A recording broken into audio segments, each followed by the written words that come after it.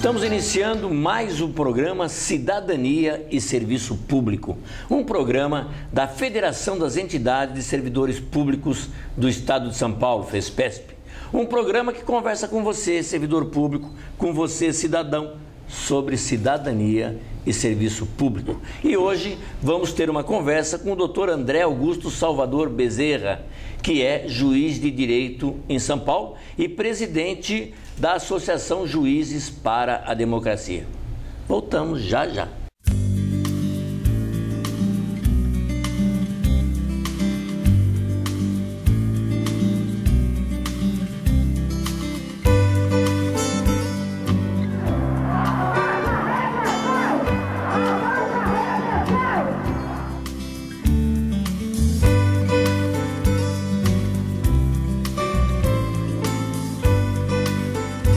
Estamos pedindo aquilo que nos é de direito.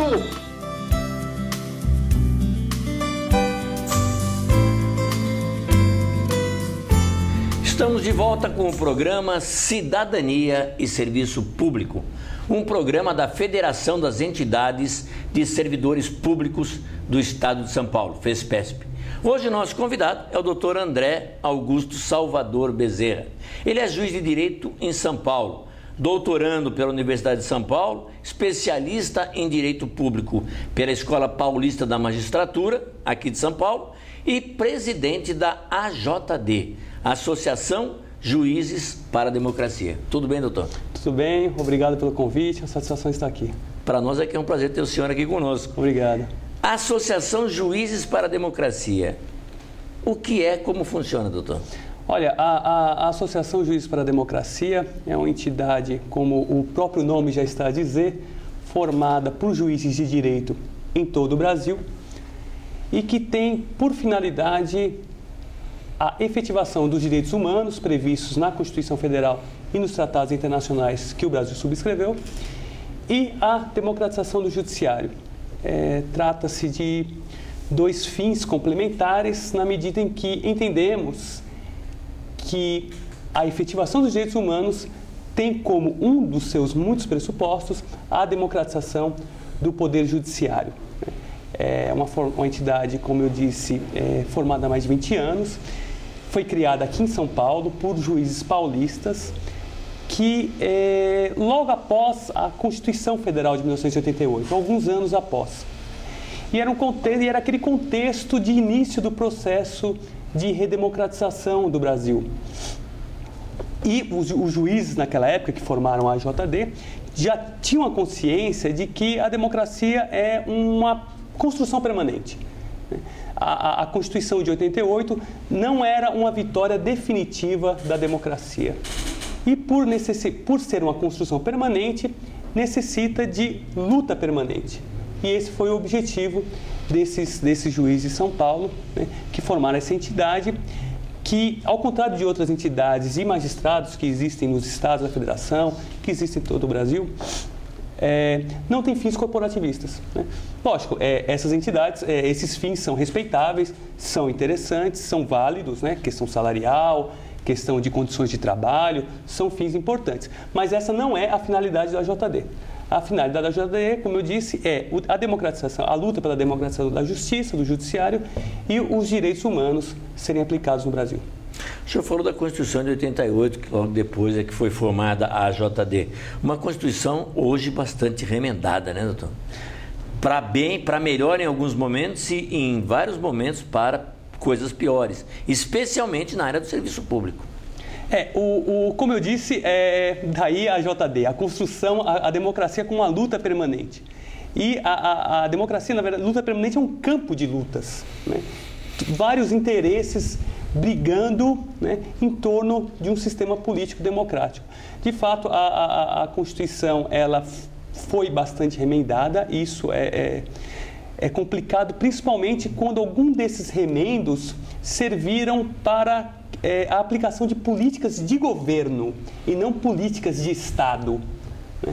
Ou seja, a Constituição fica instrumentalizada nesses termos em favor de um ou outro governo, né? Parece que mudou o governo, então vamos mudar a Constituição para que ela se adapte a esse novo governo, quando deveria ser o contrário.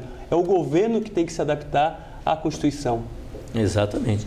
Agora, isto teve coisas interessantes. Por exemplo, partidos que estavam na oposição, que defendiam determinada mudança na Constituição, quando foram para o governo, passam a fazer coisas que defendiam contrariamente.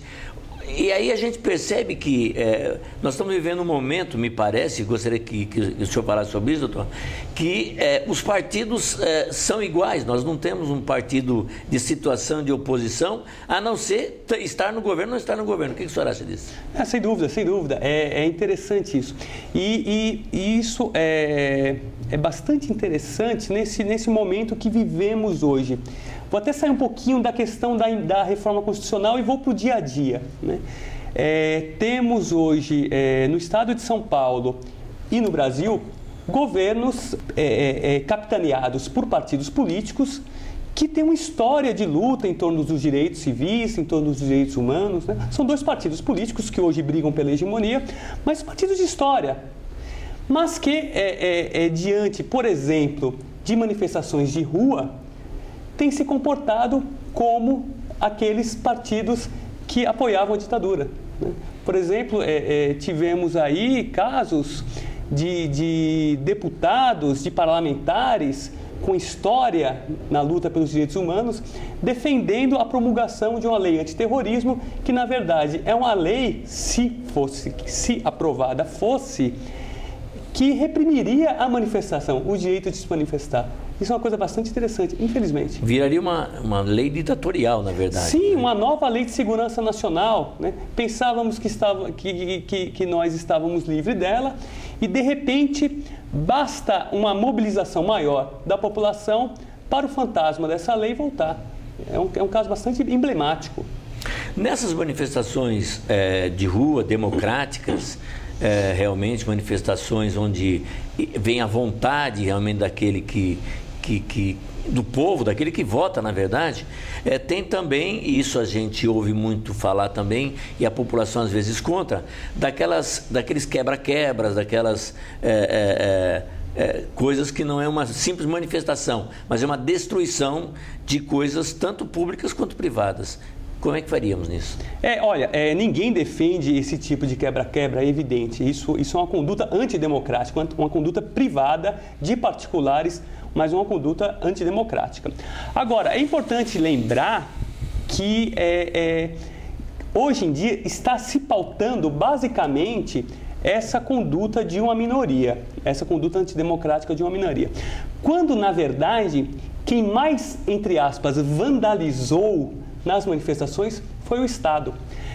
Eu não tenho o número aqui agora exato, mas se contarmos quantos jornalistas foram feridos por manifestantes e quantos jornalistas foram feridos por policiais, ou seja, por representantes do Estado, vamos ver que o número de feridos por policiais é muito maior, né?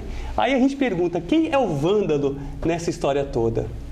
Isso significa que nós estamos colocando nas ruas policiais despreparados? Ou pelo menos a orientação para esses policiais são totalmente sem sentido, despreparadas? Olha, como eu disse, aí a gente volta à questão da democracia como uma construção permanente. A nossa polícia, de modo geral, evidentemente, com honrosas e muitas exceções, a nossa democracia é estruturada da forma ditatorial, né? Eu não sei se ainda há esse símbolo, mas, se eu não me engano, existia no site da Polícia Militar alguma referência à Revolução de 64, né? Quando, na verdade, não existiu revolução nenhuma, existia um golpe de Estado ilegítimo e arbitrário. Ou seja, a polícia, estruturalmente falando, eu não estou falando individualmente, mas estruturalmente falando, é a polícia da ditadura, basicamente isso. Então, ela tem essa dificuldade de lidar com valores eminentemente democráticos, que é a manifestação, a política discutida nas ruas. Não seria o caso de trabalharmos a desmilitarização dos policiais? Sem dúvida nenhuma, é uma questão muito interessante. A hierarquia militar, o caráter militar da polícia, ela faz com que os agentes da polícia tenham dificuldade de dialogar com o civil, com a população. Né? Que uma população essa que não está submetida à hierarquia militar. Uma população essa que briga por seus direitos, que contesta, né? Quando a hierarquia militar não contém esse nível de contestação. Diante dessas manifestações, vem até a questão do direito de greve, né? Que o senhor também já falou sobre isso, né, doutor? Nós não temos uma lei, embora a Constituição dê o direito de greve, inclusive ao servidor público, nós não temos isto definido numa legislação que permita realmente o exercício do direito de greve. Sim, isso é uma outra grande dificuldade do Estado, uma grande dificuldade das empresas brasileiras e uma grande dificuldade também da grande mídia brasileira, de ver a greve como um direito do trabalhador e não como um obstáculo ao nosso bem-estar, ao dia a dia da população. Quando, por exemplo, metroviários resolvem fazer greve, qual é a cobertura da mídia que se dá? Se dá a dor de cabeça do cidadão que perde o seu transporte público naquele dia. Mas não se fala, por exemplo, das condições que os trabalhadores são obrigados a realizar seu serviço no dia a dia. Não fala, por exemplo, da obrigação do Estado de também colaborar para que o serviço funcione no dia de greve, né? O Estado é a obrigação do Estado se adaptar a essa greve e, no dia da greve, tentar fazer da melhor maneira possível esse serviço público funcionar. Agora, o que não pode é a intimidação, né? E a greve dos metroviários, infelizmente, mostrou bem isso. Estávamos às vésperas de um mega evento empresarial, que se chama Copa do Mundo, e o governo estava em pânico, com muito medo desse evento ter suas finalidades frustradas. Evento esse eminentemente lucrativo, diga-se passagem, para alguns grupos econômicos. Então, qual foi a resposta do governo diante da greve? Foi a repressão, foi a intimidação, né? O Estado, numa democracia, a administração pública numa democracia, tem o dever de dialogar com todos os cidadãos e também, evidentemente, com o servidor público. O senhor tocou num assunto que foi a questão da Copa do Mundo aqui no Brasil. Houve grandes manifestações contra a Copa do Mundo, talvez até atrasadas demais, não é? Quando tudo já estava praticamente resolvido, mas a população em geral sentiu bastante que uma enormidade de dinheiro, verbas exageradas foram para estádios de forma exagerada quando estamos com problemas de hospitais, de escolas. Como é que o senhor viu essa questão na Copa do Mundo? A gente tem que encarar a Copa do Mundo sobre vários aspectos. Me parece ser um grande evento empresarial fruto de uma aliança do Estado com as grandes empresas. Como, aliás, se tem feito em diversas políticas públicas, se tem feito até mesmo por reformas constitucionais, né? Você fez a referência aí no começo do programa, as mudanças constitucionais que regredirem alguns direitos dos servidores públicos. O que tem por trás disso? A aliança do Estado com setores privados que querem o desmonte do Estado. Então a Copa do Mundo é isso, é fruto dessa aliança do Estado com esses setores privados. E a grande preocupação dela era sempre isso: olha, ela não pode fracassar, ela não pode deixar de dar lucro para alguns empreendimentos. Mudando até legislação, né, doutor? Como, por exemplo, a questão da bebida em estádio de futebol. Sim, a questão do trabalho voluntário. O trabalho voluntário, na legislação brasileira, é para entidades não lucrativas. Mas fez-se uma modificação para beneficiar uma empresa privada chamada FIFA. Pois é. E vem aí agora as eleições. Nós aqui temos feito diversas vezes alertas e programas falando da questão da eleição como voto consciente. Como é que o senhor vê essa questão da eleição agora e do voto consciente? Olha, a eleição é o ápice da democracia, ninguém nega isso. Mas é importante a gente não perder de vista que ela é apenas uma parte desse processo. A democracia se faz no dia a dia, se faz nas manifestações de rua, se faz na discussão pública.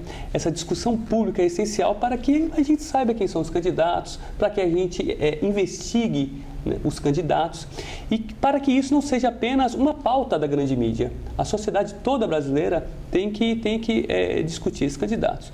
E a mobilização de rua é fundamental para isso, né? Daí que, mais uma vez, a nossa preocupação na repressão da mobilização de rua.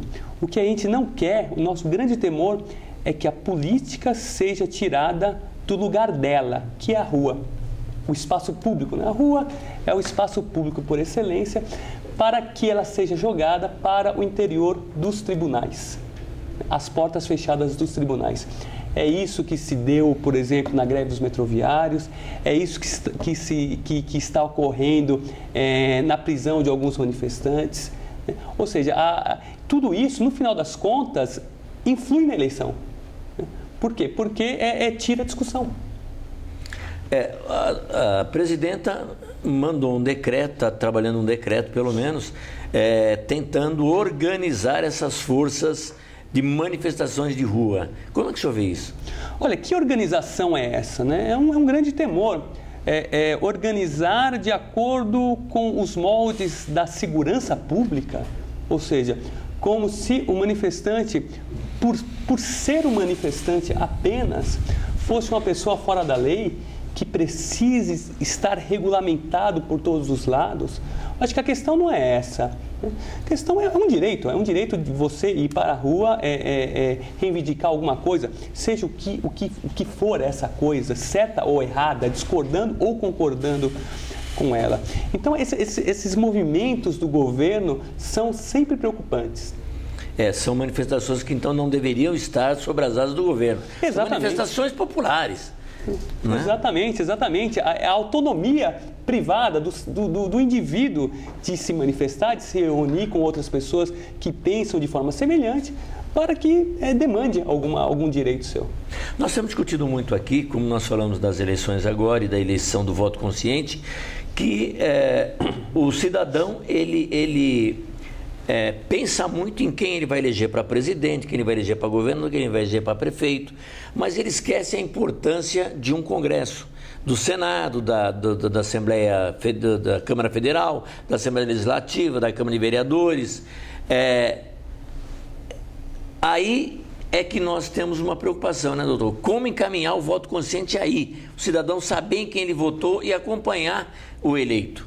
Essa é uma questão muito séria. No Brasil ainda vigora um personalismo muito grande na política, então essa preocupação excessiva não, uma preocupação justa, em princípio, em torno da figura do presidente ou da presidenta da República, da figura do governador, da figura do prefeito. Só que a gente não pode esquecer que ninguém governa sozinho, né? O chefe do executivo governa de acordo com as forças políticas, na dinâmica das forças políticas que o apoiam ou que fazem a oposição a ele, né? Daí que o parlamento, né, em todos os seus níveis, mostra-se de fundamental importância. Não podemos esquecer que no Brasil, a prática política brasileira, nos últimos anos, praticamente desde a redemocratização do país, desde a eleição do Fernando Collor, é a prática do chamado presidencialismo de coalizão. Ou seja, o presidencialismo que governa em conjunto com os deputados e com os senadores. Tanto que nós vemos aí, e em princípio não é reprovável, pelo contrário, que desde que, evidentemente, o mérito também esteja presente, mas nós vemos aí que há ministérios ocupados, olha, essa pessoa representa a bancada de tal partido na Câmara dos Deputados, né? Ou seja, há uma coalizão, né? Então não se vota apenas o presidente da República, ele não vai governar sozinho, né? Tem que se preocupar sim com o parlamentar, quais as propostas dele, e mais que isso, após a eleição dele, continuar pressionando. Agora, com o cuidado de, nessa questão de formar uma grande bancada, não fazer com que o Legislativo vire um anexo do Executivo, né? Sem dúvida nenhuma. Por exemplo, em São Paulo, de 94 deputados, 74 deputados são da coalizão com o governo, então não há oposição. Exatamente. Quando você vê um caso aí, uma denúncia de corrupção, cadê a CPI? Né? Exatamente. Por quê? Porque há governos que barram determinadas investigações, né? Lógico, não interessa a ele para que fazer essa investigação. O Estado de Direito, ele pressupõe a plena separação de poderes, né? É uma luta histórica da JD, por exemplo, quando nós brigamos sempre pela independência do juiz, pela independência judicial, porque a base de tudo isso é a separação de poderes. Isso também deve vigorar, evidentemente, no Legislativo e no Executivo. Estamos conversando no programa de hoje com o Dr. André Augusto Salvador Bezerra, que é juiz de direito em São Paulo, doutorando pela USP e presidente da AJD, a Associação Juízes para a Democracia. Nós vamos continuar a nossa conversa com ele e vamos continuar agora especialmente falando do nosso judiciário, do judiciário brasileiro, do judiciário no estado de São Paulo. E isto será o nosso próximo programa. Fique agora com o nosso noticiário.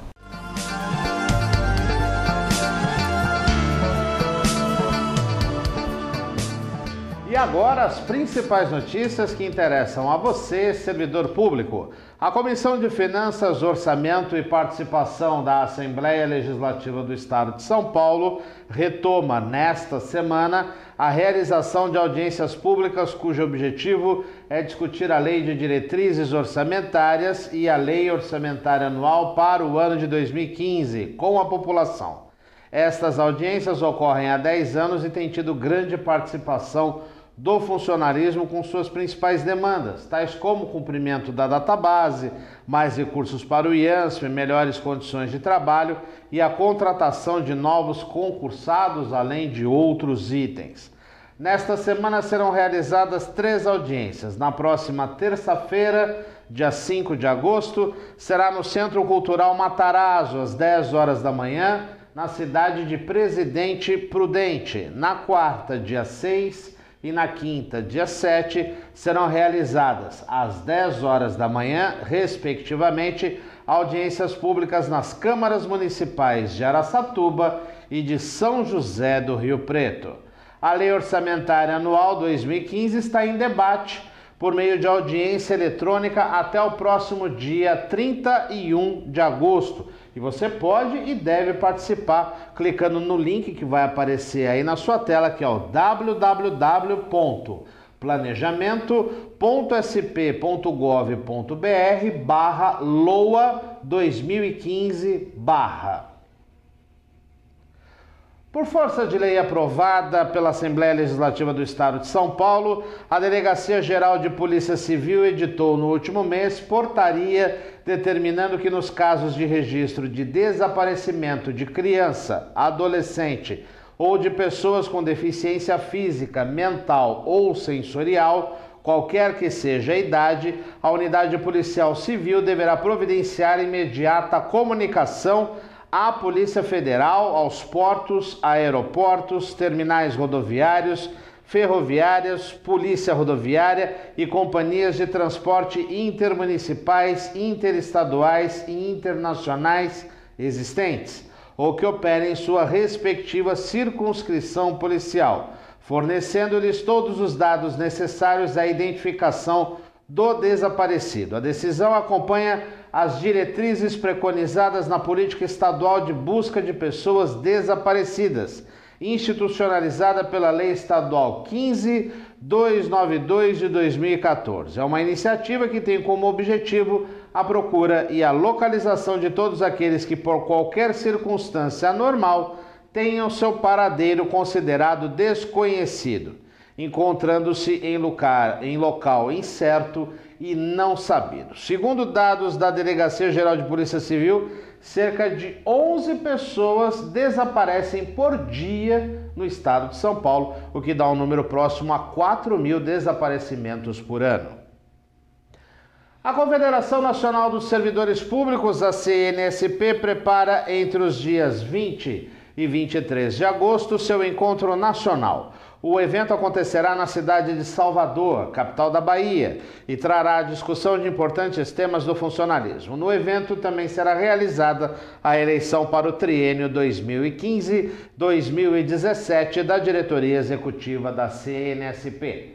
Cidadania e Serviço Público, há 15 anos no ar de forma ininterrupta, sempre tratando de tudo aquilo que interessa a você, cidadão, a você, servidor. Você já sabe as formas de contato. Você liga para nós, 11 31 04 38 36, manda o seu e-mail no fespesp@fespesp.org, visita o nosso site www.fespesp.org, visita a nossa fanpage no Facebook, basta procurar por Federação Fespesp ou clicar no endereço www.facebook.com/fed.fespesp.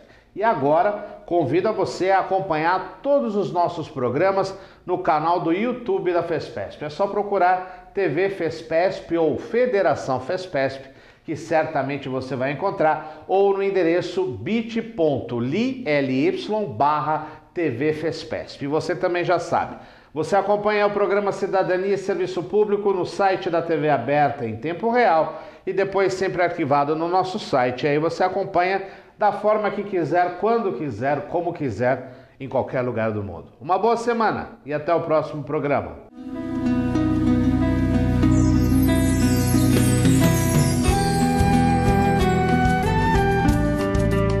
Chegamos ao fim de mais um programa Cidadania e Serviço Público, um programa da Federação das Entidades de Servidores Públicos do Estado de São Paulo.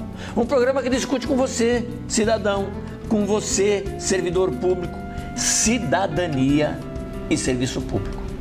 Até o nosso próximo programa.